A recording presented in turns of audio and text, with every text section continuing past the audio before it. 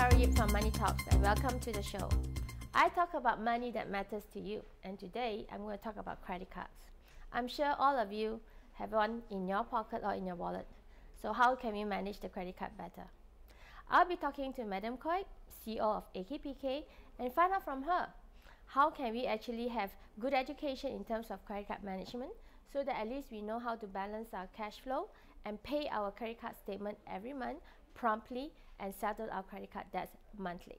But before that, let's look at today's money episode. Bank Negara Malaysia announced new measures on credit cards with immediate effect since 18 March last year to inculcate sound financial and debt management among credit card users. The eligibility requirements for credit cards are revised as follows. The minimum income eligibility for new credit card holders is set at 24,000 ringgit Malaysia per annum. For card holders earning 36,000 ringgit Malaysia per annum and less, the following would be applicable. Card holders can only hold credit cards from a maximum of 2 issuers.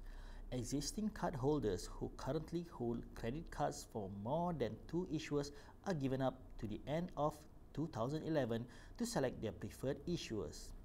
Card holders will also be given at least 2 years to service their outstanding credit card debt for the credit cards that have been cancelled for the purpose of meeting this requirement. The maximum credit limit extended to a card holder shall not exceed 2 times their monthly income per issuers.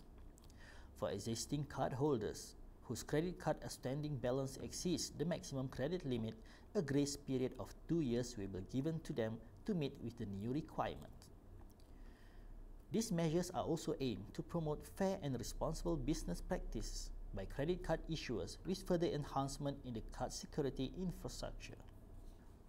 In this episode of Money Talks, we will discuss how effective is the latest new ruling of limiting the number of card issuance will help in reducing the credit card debts.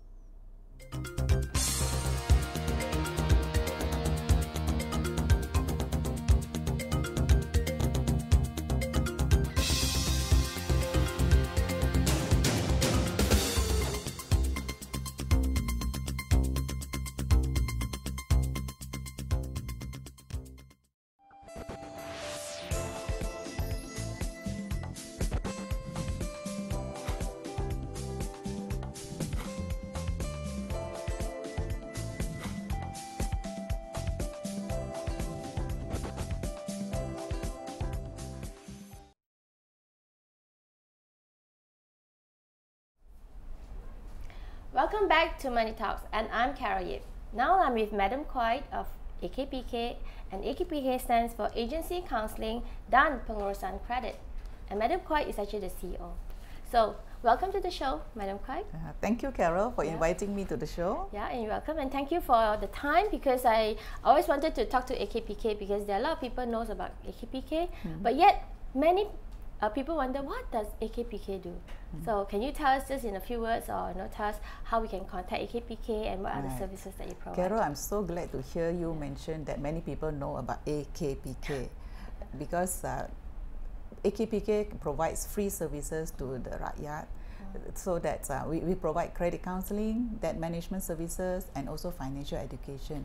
Financial education is to enhance the level of financial literacy amongst the consumers. For those who are more financially capable, then they can handle their finances better. Right. When you say financial education, is mainly on how to manage debts, right? Or actually, is there anything else that there's you a lot more. Yeah. Financial education means that consumer also must understand the product features. They must also understand their own capability, their financial position, whether they can afford a certain product or whether that product suits their needs or not. I see. So, well, I think in addition to what we're going to say today, right, if the audience, you want to know more about AKPK, you can actually go to the website, which we'll tell you later after the show. And the thing is this, Madam Koi, what happened is that recently Bank Negara actually has trying to tighten up the credit ruling, and they are saying that they shouldn't have more than, say, 2 credit cards if you have certain amount of salary per month. So can you please elaborate a little bit more on that? Carol, is actually not more than 2 credit cards, but credit cards from not more than 2 issuers. So if each issuer were to give you 2 credit cards, you end up with 4 credit cards. So it's not so much 2 credit cards. I see. Yes, Okay. and the new ruling, before that, we found that the revolving balances of credit card was growing at 20.3% from January to March 2011. Okay. And after the ruling was issued, the revolving balances only grew at 11.9% from April to December 2011. So it definitely has made an impact. It There's has, a right? difference. Yes. Yeah, I mean, which is good news, isn't it? I mean, we are trying to educate, responsible personal finance, and I think this is one of the good implementation. In a related matter, the number of cards that are now in circulation, at that time there was 8.4 million. After the ruling, I said now it's only 8.2 million. So easily there is a reduction of 200,000 cards. Okay. Both principal and supplementary cards though. Right. Yes. Because today's topic is we want to educate our viewers on how to, get to know a little bit more on debt management. Credit card is one of them. So can you tell us what are the interesting cases that you have? Oh, we have quite a number of interesting cases, but I would like to share on two very. To me, it shows that AKPK is there to help, and they have successfully completed their debt management program. We have a very good man. He earns enough for his family and his loan commitments, but unfortunately, his wife's sister fell sick with cancer, so he paid for her cancer treatment, followed by his father-in-law having a stroke. Oh, So it's because like of unexpected yeah. emergencies like that, medical expenses, he failed. He had problems meeting up with his loan repayments.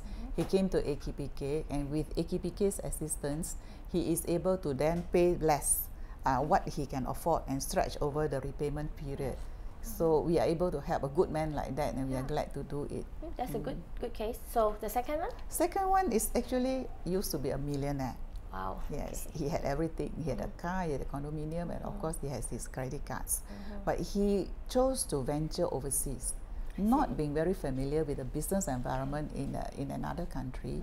He ended up spending a lot of money, and as a result, also he had to sell some of his properties to meet his business failure.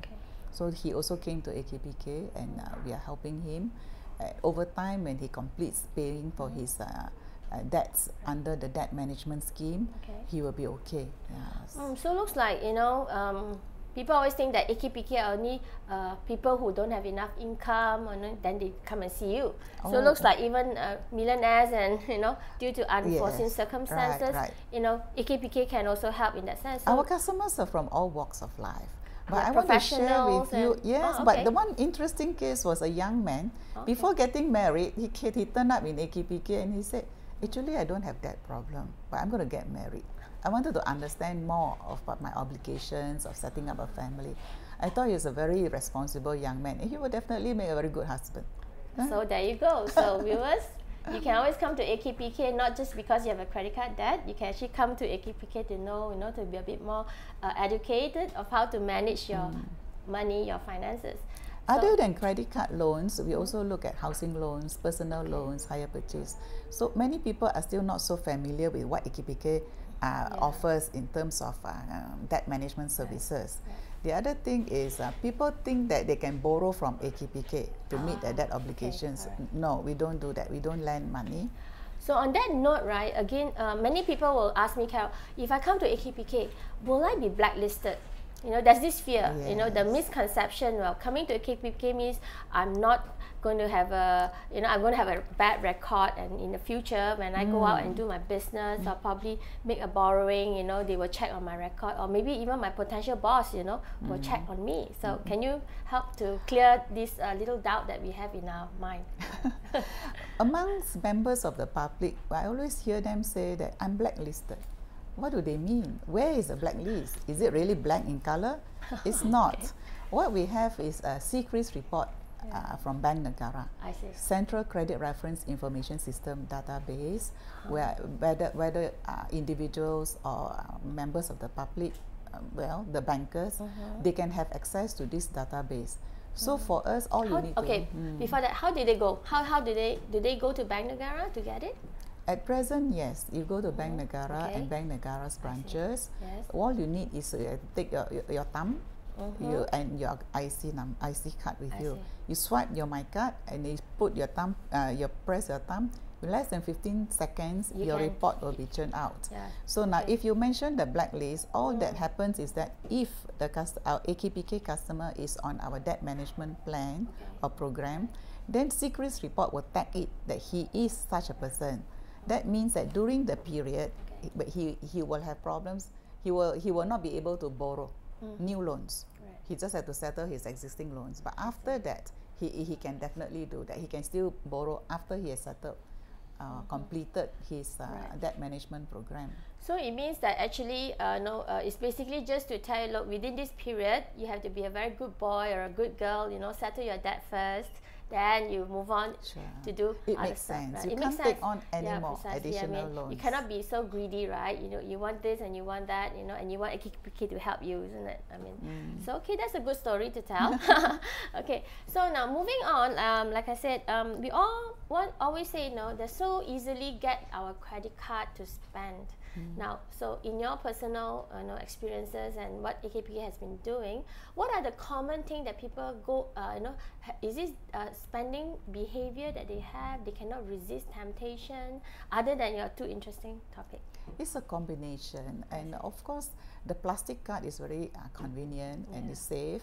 So I think at one time they said that don't leave home without it, that kind of thing. Yeah, that's right. So when we want to make payments, it's so convenient, we just swipe.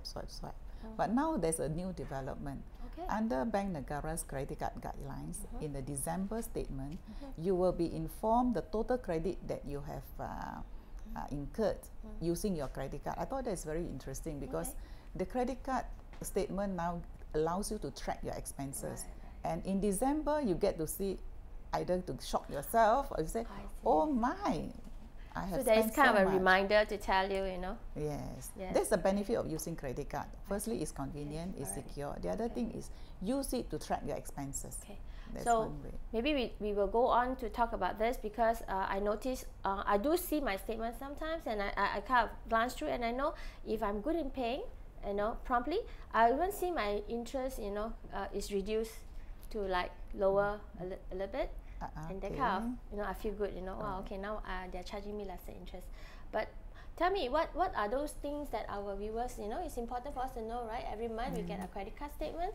So, how can we use our credit card statement to help us, to guide us through our payment so that at least, we don't miss our payment, or probably we know that, if we pay promptly, what are the benefits we get? And of course, if we miss payment or don't pay accurately, so is there a cost to it? So I'm sure Madam Kwok can share with us some tips and... yes, from AKPK's point of view, we would like consumers to pay fully. Be a transactor, not a revolver. Because even though the bank says, your card issuer says that you can pay only up to you can pay a minimum of 5% of the outstanding balance, because that comes with a cost. If you only pay 5%, then interest is charged on the rest, and it's the compounding effect.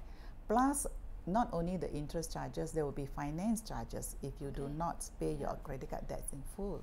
Okay, now let's talk about the finance charges. How does that work? Let's just say if I have, say, 3,500 and say 50 cents, and I kind of make a mistake, or maybe I say, 50 cents, no need to pay lah. So I pay 3,500.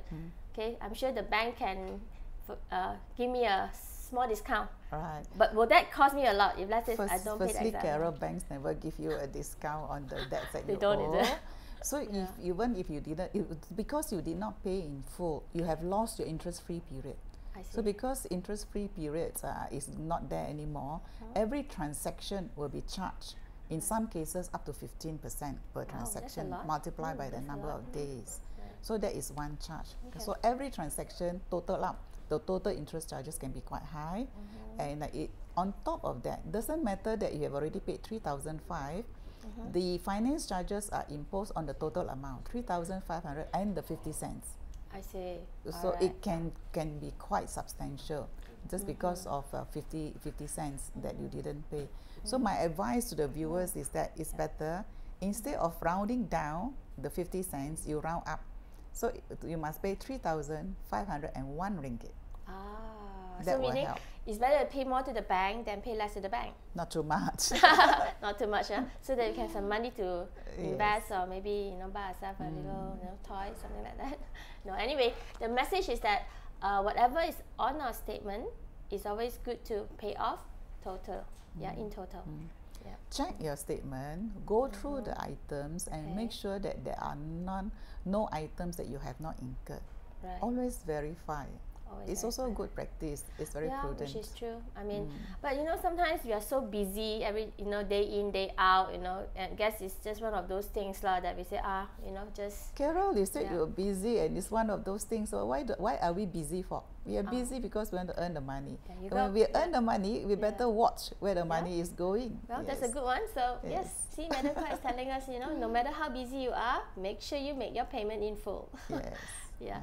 So okay. Now that we have talked about those education series and what Bank Negara is trying to do to make us more more aware of it. So how about AKPK? Coming in the next another 9 months this year. Last year, with collaboration with Bank Negara Malaysia, we have introduced the Power Pengurusan Ringgit Wang Anda. That was targeting the individuals and potential borrowers. Right. At this point, we have also introduced this same program to the national service trainees, and we call it Power Khidmat Negara. Now we will expand and modify this same program to suit the households, and for that purpose, we will want to encourage in a family. Not only is the breadwinner, the husband or the wife, but both husband, wife, and children must work together to manage their cash flow. I see. Including the household So budget. how will you reach out to these families and the parents and the children? How do you intend to reach out? There will be multiple channels, and I think it works well if we go through TV, we go on the media, we go on radio, and it will be approached in that manner. We also are considering maybe a booklet, more like a magazine style, where housewives will be happy to flip through and to read, something attractive. I'm sure all this you can actually get it from your website, AKPK. This is something work in progress for the households. But for the booklet, we have it in English. Power Book, we have it in English. We have it in Bahasa Malaysia, and then we have it in Mandarin now. We are working very hard to to also release the version in Tamil. Oh, well done, so it's like everyone get the chance to get to know AKPK, right? So let's just show a bit on what AKPK has done. There's Money Sense, Cik Wang, and there's Power in different languages. This is Power in Bahasa Malaysia, and this is Power in Mandarin. I see. It's pink in color. So how can